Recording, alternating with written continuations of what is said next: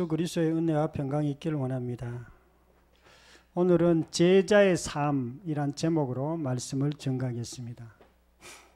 제자의 삶이란 말은 예수님의 제자가 되는 삶을 얘기합니다. 우리가 예수님 따라가면 우리가 잘 됩니다. 그런데 예수님 시대에도 예수님을 따라가는 사람이 있고 예수님을 못 따라가는 사람이 있었습니다. 예수님을 따라가면 좋을 것 같은데 또 손해볼 것 같기도 하고 이렇게 해서 사람들이 잘 못 따라가는 그런 일도 있었습니다. 예수님에 따라가는 삶은요, 가장 축복된 길이고 사실상 구원과 동일한 뜻입니다. 예수님을 제자의 삶은 구원이란 말과 똑같습니다. 이 땅에서 마귀가 지배하고 있고 어둠의 세상이기 때문에 우리가 아무리 잘 되려고 해도 이게 잘 안 되는 수가 많아요. 생각보다 살아도 보면 뭐가 잘 안 돼요. 이분은 그래도 뭐 세상적으로는 성공한 분 같아요. 직장도 좋은데 좀 다닌 것 같고 뭐 경제적으로도 여유가 있었는 같은데도 결국에는 자기 삶이 엉망으로 된 거예요. 대부분 사람 뭐 경제적인 것도 그렇고 뭐 모든 가정에서 또 이런 부분들 모든 부분에 있어서 이상하게 잘 안 되는 그런 경향들이 있습니다. 그런데 이제 예수님의 제자가 되면 이런 것들이 다 회복이 됩니다. 오늘 우리 간증에도 본 것처럼 회복이 되는데요. 그런데 어떤 사람들이 예수님을 따르면 손해라고 생각하는 사람이 있어요. 손해. 근데 절대 손해가 아니에요. 우리가 예수님을 따라가면은 정말 하나님께서 우리에게 생명의 길로 풍성한 삶으로 우리를 인도하고 계십니다. 오늘 말씀을 통해서 어떻게 하면 예수님의 제자가 되어 생명이 풍성한 삶을 살 수 있는지 말씀을 듣겠습니다. 첫 번째로는요, 자기를 부인하라고 이렇게 말씀하고 있습니다. 마가복음 8장 34절 한번 한 목소리 읽겠습니다. 시작. 무리와 제자들을 불러 이르시되 누구든지 나를 따라오려거든 자기를 부인하고. 예수님을 따르려면 구원받으려면 자기를 부인하라 이렇게 해요. 자기를 부인하다 이게 무슨 뜻인가? 저도 이 말씀이 참 이해가 가장 안 되는 말씀 중에 하나였는데요. 자기를 부인한다는 말은 자기의 가치관을 부인하라는 얘기예요. 자기의 가치관, 자기의 생각을 부인하라는 뜻이에요. 자기의 생각이 우리 간증에 있던 이분은 자기 아버지가 자기 생각대로 자기 판단대로 모든 것을 하라고 이렇게 아버지가 가르쳐 주셨어요. 그래서 자기는 자기 생각대로만 모든 것을 판단하고 이렇게 하니까 잘 되었다고 이렇게 얘기하고 있습니다. 잘 됐는 것 같았는데 결국에는 그 자기 생각 때문에 부부 간에 싸움이 일어나고 생활이 엉망이 됐어요. 우리가 자기 생각대로 하면은 잘 되는 부분들도 있습니다. 어떤 부분은. 그러나 자기 생각대로 살면 반드시 망하는 길로 가는 거예요. 왜 그러냐면 성경에는 자기 생각대로 살지 말라고 그렇게 얘기해요. 성경에는 자기를 부인하라고 해요. 자기를 부인하란 말은 자기 생각을 부인하라 그런 뜻입니다. 자기가 어렸을 때부터 배워왔던 생각, 자기가 학교에서 배웠던 생각, 자기가 어떤 경험을 통해서 했던 그 생각, 이 생각을 부인하라는 뜻이에요. 그래서 이것을 부인한다는 것은 사실상 우리에게 가장 어려운 것 중에 하나예요. 왜냐하면 지금까지 내가 내 생각을 지키기 위해서 굉장히 많은 노력을 했고 저절로 그 생각이 딱 내 몸에 붙어 있는데 그것을 부인하라는 거예요. 우리가 부인하는 게 쉽지는 않지만 어쨌든 성경에는 부인하라는 거예요. 제자의 삶은요, 자기 중심적 가치관을 버리는 것입니다. 자기 중심적 가치관이에요. 자기 생각은요, 자기 중심적 가치관이에요. 요한복음 20장 28절에 도마가 대답하여 이르되 나의 주님이시오 나의 하나님이시니이다. 도마는 예수님을 만났을 때 부활하신 예수님을 실제로 경험했을 때 고백한 것이 주님은 나의 도마에 나의 주님이시요 나의 하나님이라고 이렇게 고백했어요. 예수님이 자기 삶의 주인이라는 거예요. 이것은요, 내 생각대로 사는 거하고는 반대예요. 반대. 내 생각대로 사는 것은 그 전에, 예수님을 만나기 전에 어떤 그 삶이 바로 내 생각대로 사는 삶이에요. 예수님을 만지기 전에는 도마가 어떻게 살았냐? 아주 똑똑한 사람이었어요. 도마는 아주 세상적이고 합리적인 사람이었습니다. 그리고 다른 제자들이 예수님, 부활하신 예수님을 봤다고 얘기했을 때 나는 그거 못 믿겠다. 나는 예수님의 그 창자국을 만져보고 손의 못자국을 만져보지 않고는 결코 그것을 인정할 수 없다 이렇게 얘기했어요. 뭔가 아주 합리적이고 똑똑하고 현실적인 사람입니다. 우리가 대부분의 사람이 그렇게 살아갑니다. 도마처럼 그렇게 살아갑니다. 자기 생각대로 살아가는 거예요. 이 사람은 그냥 보통 그게 아니고 보통보다 조금 더 합리적이고 똑똑한 그런 스타일이 도마의 스타일이에요. 그런데 거기에는 믿음이 빠져 있어요. 부활하신 예수님을 만나고는 그것이 완전히 반대로 되었어요. 지금까지 내가 가지고 있던 생각, 내가 가지고 합리적인 생각, 내 어떤 그 감정, 경험 이런 것들이 완전히 깨뜨려지는 사건이 예수님을 만나고 예수님을 주인으로 고백하고 그것이 바뀐 것입니다. 요한복음 2장 21절에 죽은 자 가운데서 살아나신 후에야 제자들이 이 말씀하신 것을 기억하고 성경과 예수께서 하신 말씀을 믿었더라.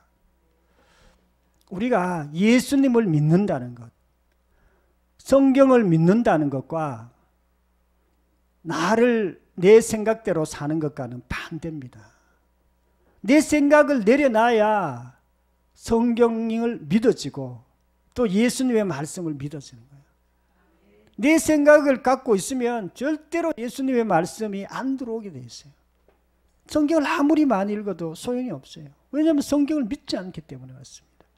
성경을 믿지 않는 것보다도 그것을 받아들이죠. 내 생각에 이렇게 안 맞으면 안 받아들이는 거예요. 내 생각에 맞으면 받아들이는 거예요.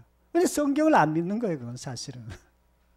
그러니까 신앙생활 아무리 열심히 해도 신앙이 안 자라요. 제자의 삶은 자기 중심적 가치관을 버리는 것입니다. 내 생각, 내 경험, 내 감정 이것은요 아무리 똑똑한 사람도 마찬가지예요. 나는 이분 간증하는 분 어느 대학 나온지 모르겠어요. 서울대 나오고 가장 똑똑한 사람이라고 해도 마찬가지입니다. 대부분의 사람은 똑똑하면 똑똑할수록 더 내 중심의 사고를 갖고 있습니다. 내가 가장 똑똑하다는 거예요. 내가 가장 맞다는 거예요. 딴 사람은 다 틀렸다는 거예요. 그런데 예수님 보시기에는 그 서울대 나온 사람이 가장 틀린 사람이에요. 가장 자기 중심적인 사람이에요. 자기 중심적 가치관을 갖고 있는 사람이에요. 우리의 모든 가치관은 내 중심으로 되어 있어요. 내가 생각할 때는 내가 가장 합리적이고 가장 상식적이고 가장 맞는 말을 하는 것 같은 그런 느낌이 들 때가 있어요. 왜냐하면 제가 그랬어요. 저는 책을 읽었기 때문에 모든 생각하기 전에 항상 물어봐요. 진짜냐? 이게 진짜냐? 1 더하기 1이 2라는데 그게 진짜인가? 확인해보고 다시 확인해보고 2가 맞으면 맞고 아니면 이거 아니다 그러고 그렇게 늘 그렇게 반문하면서 의문을 가지면서 생각을 했기 때문에 저 생각이 가장 합리적이라고 생각했어요. 그런데 합리적일 수는 있어요. 생각이 합리적일 수 있어요.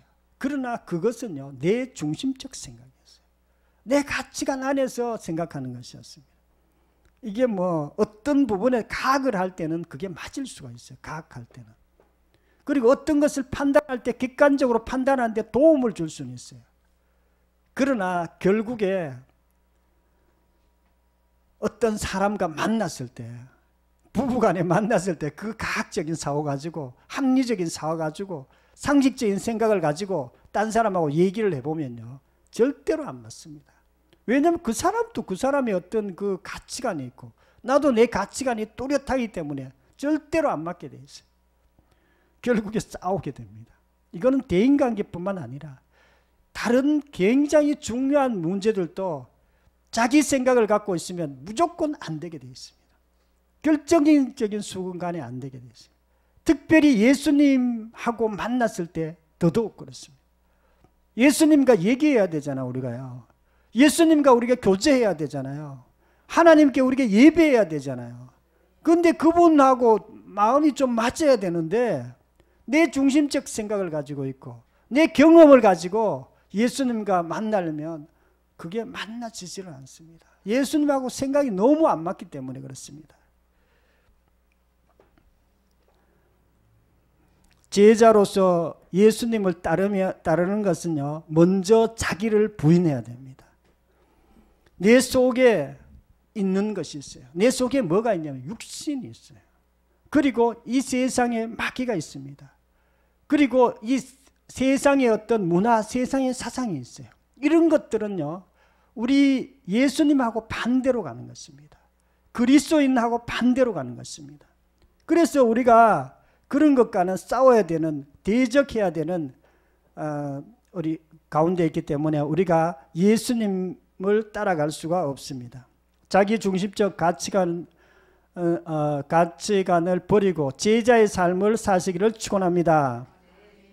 두 번째로는요, 자기 십자가를 지라고 이렇게 말씀하고 있습니다. 마가복음 8장 34절 한 목소리를 읽겠습니다. 시작. 무리와 제자들을 불러 이르시되 누구든지 나를 따르려거든 자기를 부인하고 자기 십자가를 지고. 아멘. 자기 십자가를 지라는 거예요. 저는 진짜 십자가 지고 싶지는 않더라고요. 자기 십자가를 지라는 말은 무슨 뜻이냐면요, 예수님이 십자가를 미리 졌어요.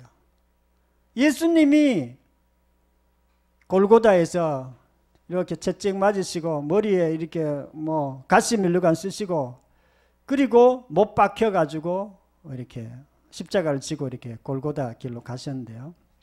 그 이유가 있습니다. 왜 그렇게 했느냐? 우리의 죄를 위해서 그렇게 하셨습니다. 우리의 죄를 위해서요.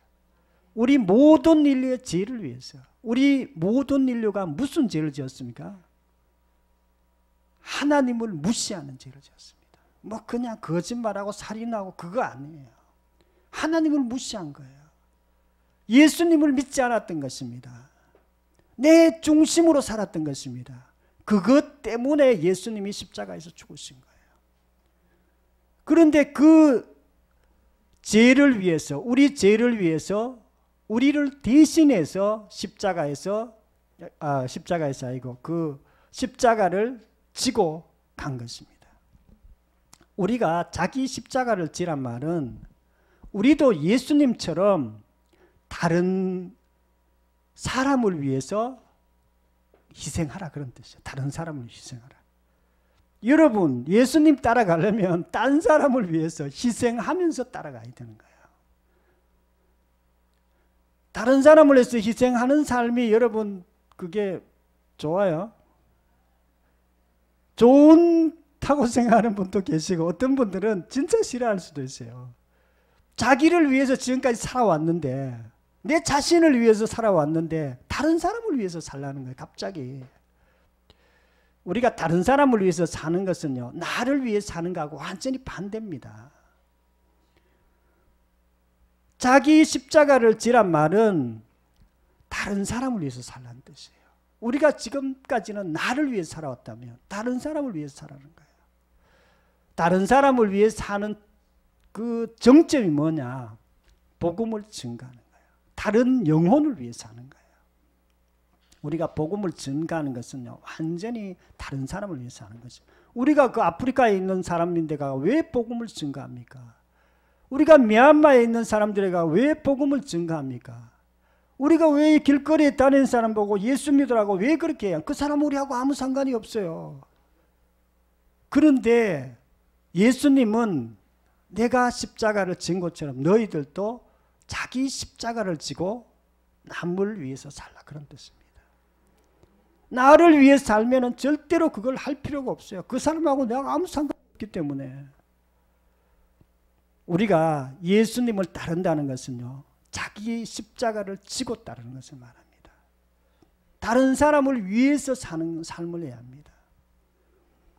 제자의 삶은요, 사명을 목숨보다 귀히 여기는 것을 말합니다. 예수님도 사명을 위해서, 예수님이 십자가에서 우리 죄를 위해서 십자가에서 죽으신 건 사명이었어요. 이 사명을 위해서 자기 목숨을 내어놨어요.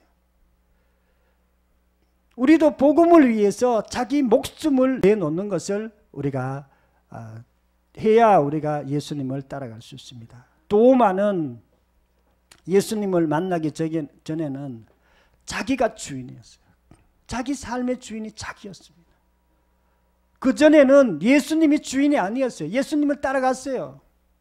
3년 동안 예수님의 그 기적을 받고 예수님의 설교를 들었어요.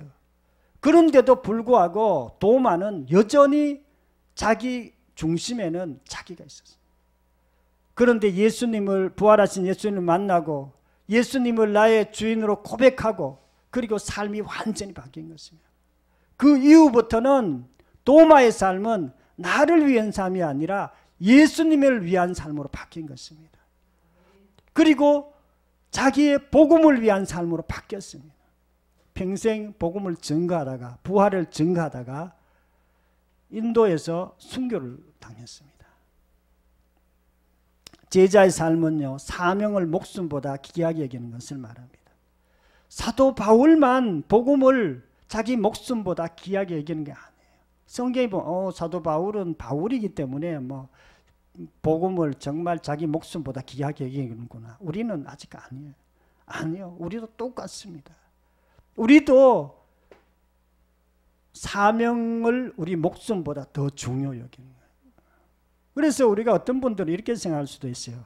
춘천 한마음교회 성도들 다 전도하는데 조금 그거는 우리하고는 좀 안 맞는 것 같아. 전도하는 게 쉽지도 않고. 그런데 그것이 우리가 예수님을 따르는 삶이고 구원받는 자의 삶입니다. 만약 이것을 잘 이해하지 못하면요, 평생 교회 다녀도 사실은 자기를 위해 살다가 신앙생활을 마칠 수가 있어요. 자기를 위해서 나중에 신앙생활을 마치게 되면 우리가 나중에 어느 순간에 다 죽음을 맞이하고 주님을 천국 문 앞에서 예수님을 만날 것입니다. 예수님께서 너가 저 예수님 믿었는데 예수님 믿었는데 나를 위해 사는, 평생 나를 위해 사는 거예요. 이거는 지금 천국 문 앞에서 돌이킬 수가 없는 거예요. 내가 예수님을 위해서, 내 영혼을 위해서 목숨을 버리면 이제 내 삶은 없네, 이렇게 생각할 수도 있습니다. 우리가 예수님을 믿을 때 어떻게 믿냐면요, 예수님을 주인으로 믿고 옛사람은 죽고 새로운 피조물로 우리가 거듭납니다. 그리고 우리는 정말 이제 갈라디아서 2장 20절에 보면 이제 내가 사는 것이 아니에요, 오직 내 안에 그리스도께서 사는 것이라. 내가 사는 것이 아니라 내 속에 그리스도께서 사시는 것, 이것이 예수님을 믿는 삶입니다.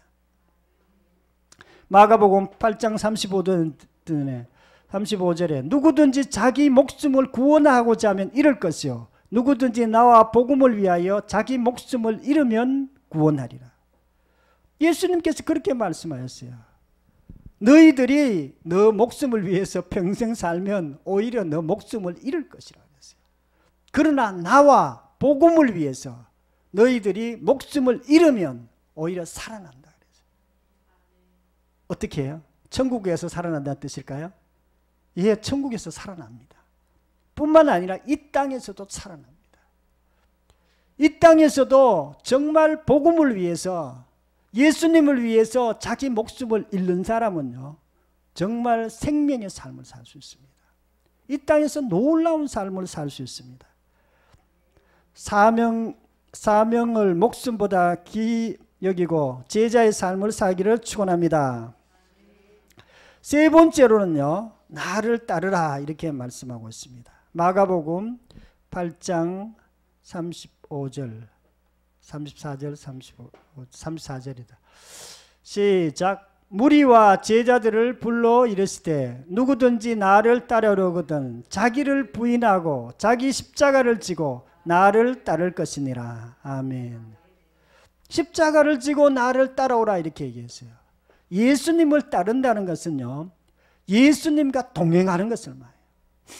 예수님과 함께 가는 것을 얘기합니다. 우리가 예수님과 함께 가면은요, 이게 정말 이 땅에서도 굉장히 축복받는 길이에요. 정말 예수님께서, 우리가 예수님을 영접하잖아요. 예수님을 어떻게 영접합니까? 예수님을 믿습니까? 그러면 예수님을 나의 주인으로 영접합니다. 이렇게 영접해요. 왕으로 영접합니다. 주인으로 영접해요. 하나님으로 영접합니다. 성령께서 그렇게 해주세요. 영접하면 예수님께서 우리 마음에 들어오세요. 우리의 육체에 들어오십니다. 그러면 예수님을 영접한 거예요. 성령님이 우리 속에 계신 거예요. 영접하면은 예수님과 그때부터는 동행하는 삶이 저절로 되게 되어 있어요. 이건 뭐 동행하려고 노력할 필요가 없어요. 예수님이 우리 속에 계시기 때문에 항상 동행하는 거예요. 제자의 삶은요, 예수님과 동행하는 것입니다. 우리가 예수님과 동행하면 어떤 문제가 있어도 문제가 안 돼요. 문제는 다 해결돼요. 여러분 삶에 어떤 문제가 있습니까? 어떤 어려운 문제가 있어도 예수님과 동행하면 모든 문제가 다 해결되게 되어 있어요. 저는 이렇게 뭐 일하러 가기 전에 집사람 보고 기도해 달라 그랬어요. 당신 나는 초보니까 좀 기도해 주세요. 근데 집사람이 기도하는데 보니까는 걱정을 하는 거예요. 일가가 잘 못할까 봐. 그래가지고 집사람이 기도는 하긴 하는데 걱정도 같이 하는 것 같아가지고 요즘은 일하러 갈 때 내가 집사님한테 얘기를 안 해요. 얘기 안 하고 어떻게 하느냐, 혼자 내가 그냥 주님하고 둘이 그냥 간다 생각하고 그냥 주님하고 같이 가면 됐지, 뭐 집사람이 기도하든지 말든지 그냥 주님하고 둘이 같이 간다. 가가지고 일하고 온다. 그래가지고 일일에 그냥 이렇게 뭐 잠깐 기도하고 이렇게 일을 하고 이렇게 옵니다. 그래도 걱정이 안 돼요.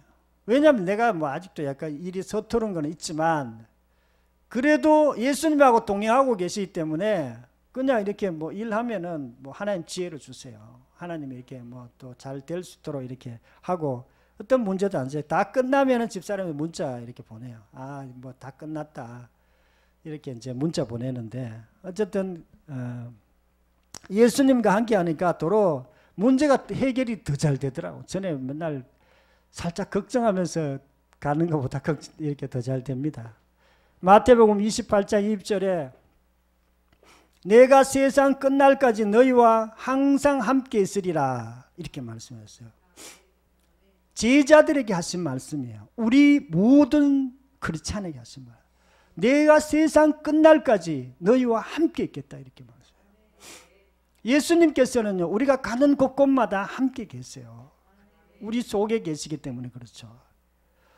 데살로니가전서 5장 10절에 예수께서 우리를 위하여 죽으사 우리로 하여금 깨든지 자든지 우리와 함께 살게 하려 하셨느니라. 우리를 위하여 죽으사, 예수님께서 우리를 위해서 죽고 부활하신 이유가 깨든지 자든지 우리와 함께 하기 위해서. 항상 함께 하세요. 그런데 어떤 분들은 자기가 함께 하는 것을 놓쳐버릴 때가 있습니다. 하나님 계속 예수님이 같이 계시는데 그냥 자기 혼자 예배 드릴 때만 잠깐 예수님 생각해. 근데 뭐 공부할 때나 직장에서 일할 때나 친구 만날 때는 예수님을 잊어버리는 거예요. 그러면 어떻게 되느냐? 예수님과 동행이 안 돼요. 마음이 따로따로이기 때문에 동행이 안 됩니다. 우리가 예수님과 동행해야 됩니다. 동행은 그냥 예수님 함께 계시직하고 예수님을 인식하고 그냥 하면 되는 거예요. 뭐든지 마찬가지입니다. 그러면 하나님께서, 예수님께서 함께 하세요. 함께 하시기 때문에 함께 하시는 거예요. 그런데 그 마음을 놓쳐버리면 동행이 안 돼요. 그래서 첫 번째 동행하려면 어떻게 해야 되냐면 내 신분을 정확히 알아야 돼요. 내가 옛사람은 죽었고 나는 새로운 피조물 되었다는 것을 정확하게 인정해야 돼요. 인정하고 그것을 받아들여야 돼요. 내가 옛날에 있었던 고집스러웠던 거, 내 지혜를 의지했던 거, 내 중심적 사고방식들, 이런 것들은 죽었고, 그 옛사람은 죽었고, 나는 새로운 피조물로 바뀐 거예요. 예수님과 동행하는 사람으로 바뀐 것입니다. 항상 기뻐하라, 쉬지 말고 기도하라, 범사에 감사하라. 항상 기뻐할 수 있어요.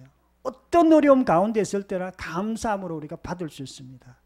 예수님이 함께 하시기 때문에 그렇습니다. 제자의 삶은요, 주님과 동행하는 것입니다. 동행하면 주님 안에서 있는 것을 우리가 다 누릴 수 있어요. 예수님 안에 있는 제삼, 예수님 안에 있는 기쁨, 예수님 안에 있는 평안, 예수님 안에 있는 지혜, 이런 것들을 다 누리고 다 가진 자로 우리가 살아갈 수 있습니다. 제가 전에 신앙생활을 열심히 했어요. 성경도 진짜 열심히 읽어서 집사 때부터, 청년 때부터 열심히 성경 읽었습니다. 또 전도도 토요일마다 늘 전도했어요. 그리고 봉사도 열심히 했어요. 그런데 마음에 평강이 없는 거예요. 하면 할수록 힘드는 거예요. 힘들어. 왜 힘들었을까요? 신앙생활을 율법주의로 한 거예요. 내 중심으로 열심히 한 거예요. 내 중심으로 열심히 한 거예요. 그러니까 신앙생활 너무 힘드는 거예요. 하면 할수록 더 힘드는 거예요. 그런데 이제 부활하신 예수님을 만나고 예수님 내 사고가 바뀌었어요. 예수님 중심의 사고로 바뀌었습니다. 그러니까 신앙생활을 이제 믿음으로 하게 된 거예요. 믿음으로 하니까 진짜 편해요. 예수님이 다 알아서 하시는 거. 지금 또 예수님이 다 책임져 주세요. 내가 열심히 그렇게 열심히 안 해도 내 삶 자체가 예수님 중심의 삶이기 때문에 그게 굉장히 쉽더라고요. 그리고 날마다 예수님과 동행하는 그런 삶으로 바뀌었습니다. 미국에 어떤 분들이 이민을 가게 되었어요. 돈이 없어가지고 배를 타고 미국까지 가는데 오래 걸리잖아요. 요새는 얼마나 그런지 모르겠어요. 그러니까 이 사람이 밥 이렇게 떡 같은 거 하고 이렇게 음식 싸가지고 이제 보따리 한 개 해가지고 갔어요. 그런데 다른 사람들은 다 이게 식사 시간 되면 밥을 이렇게 먹고 이랬어요. 이 사람은 안 간 거예요. 왜냐하면 뱃싹밖에 없어가지고 식사값이 없어가지고 안 간 거예요. 그래서 이제 거의 죽을 형편이 다 돼가 이제 굶고 있었는데 다 와가지고 다른 사람들이 그런 얘기를 하는 거예요. 이 뱃싹 안에 먹을 이 식사값도 다 포함되어 있다. 근데 왜 당신 안 먹냐? 우리가 신앙생활 하면요, 예수님 믿으면요, 예수님을 영접하면요, 거기에 우리의 삶의 모든 것이 다 있습니다. 다 누릴 수 있어요. 그리고 예수님과 동행하면서 우리의 삶이 정말 풍성한 삶으로 나아갈 수 있습니다. 주님과 동행함으로 예수님의 제자의 삶을 사시기를 축원합니다. 사랑하는 성도 여러분, 오늘은 제자의 삶이란 제목으로 말씀을 드렸습니다. 제자의 삶은 뭐냐면요, 일단 자기를 부인하는 삶이에요. 자기 중심적 가치관을 부인하는 삶이에요. 두 번째로는 자기 십자가를 지는 것을 말합니다. 사명을 위해서 내 사명을 내 목숨보다 귀하게 여기는 삶이 바로 제자의 삶입니다. 세 번째로는요, 주님과 동행하는 삶이에요. 우리가 예수님과 동행하면 모든 것이 다 돼요. 저와 여러분들도 제자의 삶을 삶으로 이 땅에서도 정말 풍성한 삶을 누리며 살아가기를 축원합니다. 통성으로 기도드리겠습니다. 말씀을 생각하면서 통성으로 기도드리겠습니다. 하나님 아버지, 감사와 찬양을 드립니다. 우리가 이 땅 가운데서 정말 예수님의 제자의 삶을 살아갈 수 있도록 도와주시옵소서.